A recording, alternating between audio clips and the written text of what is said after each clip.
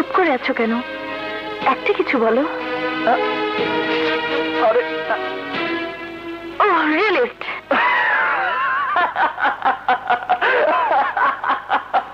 বাস এই কথা।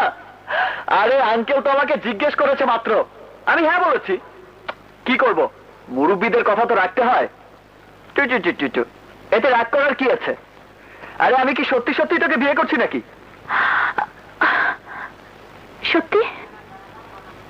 সত্যি।